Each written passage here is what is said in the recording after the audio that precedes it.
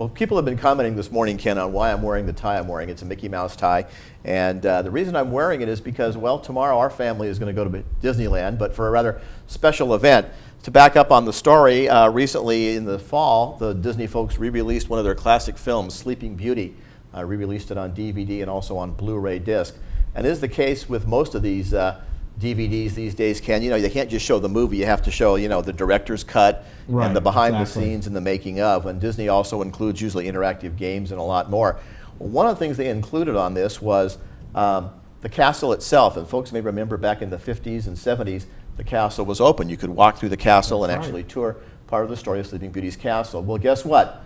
They've reopened it. The castle's reopened, and it ties in with the opening of with the release of the movie. The original opening of the castle was actually in the 50s before the movie came out, and the gentleman that did the art directing on that, Ivan Earl, also did the art directing for the film, so it tied in as far as the look of the technique. My older son, Chris, bragging on my family a little bit, and there he is on the right side of your screen, very much a part of all of that. And if people get the DVD, they'll actually see Chris along with Tony Baxter, the gentleman on the left, two of the Imagineers who were involved in reopening the castle. And actually, Ken, as you know, because you're a big Disney fan, annual pass holder, last Wednesday, it was what they call a soft opening. Right. They actually were done and reopened the castle. People are now allowed to walk through Sleeping Beauty's castle. Those are a couple of scenes from the event. And they've recreated it, not like it was in the 70s, which was, I think you remember that. It was kind of I want to say a kind of a Ken and Barbie kind of a look.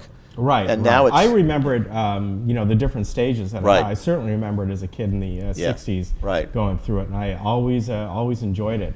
It tells the story of Sleeping Beauty with some new special effects, although it's interesting. If you watch the second reel of the DVD, they actually explain some of the techniques they used are actually the same techniques that were used back in the 50s with the original event.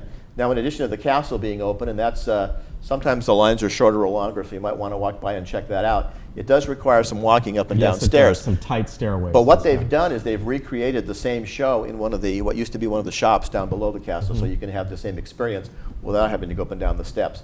So that's available as well. The park, of course, is decked out for the holiday season. That's the front of the castle. And in the midst of installing Sleeping Beauty inside, they also had to deal with the winterization of the whole park there.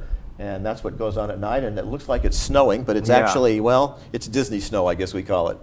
You've been there for the parade. It's a pretty big event, I guess. It is. We haven't been there. Actually, it's been a couple years. We're going to try and go there this year and keep Becky up late and let her experience it. We did go last weekend, and we went on the revamped It's a Small World and walked around and looked at the tree. It was during the day, so we didn't see things all lit up. But hopefully we'll get over there at night, and it's a lot of fun. It really is. One of the best places. Best time of the year to go. One of the best places to view the show is right there, basically looking at the drawbridge side of the castle, kind of that little park where the Walt Disney statue is. That's about the best place to watch it.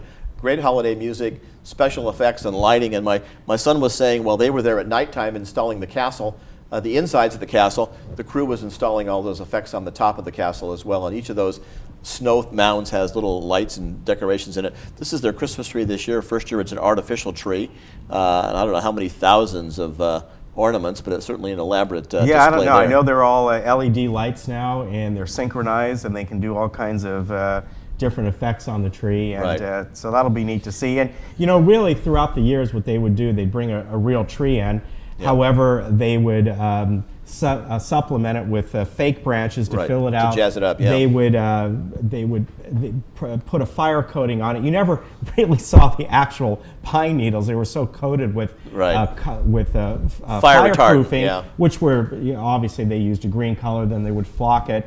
It was pretty much artificial anyway, and this is a good way to go here for them. Right. This is the parade. You'll see that's going on for the holiday season as well, and that's usually nighttime right before the light show and the fireworks and all the special music, and of course that's holiday themed as well. You mentioned Small World, and they've redone that. It's been rebuilt this year and reopened with its holiday decor. When it reopens next year, there'll be some added characters. Some Disney characters have been added to Small World, so that'll be coming up. There's what it looks like. That's the exterior of Small World, and it's even got a Santa hat on the clock face there, so that'll be part of that activity as well. Well, that's all going on at the Magic Kingdom, and again, if you're out there for the holiday season, you have a chance to walk through the castle, take a look at some of the work done by my older son, Chris Merritt, and his cohorts there. They were working right up until opening time last Wednesday doing the install on that. So quite the project, and again, goes back in history. As I understand the story, Walt Disney at one point, the castle was not really designed as an attraction when the park first opened. Right. And he and some of his coworkers went in there,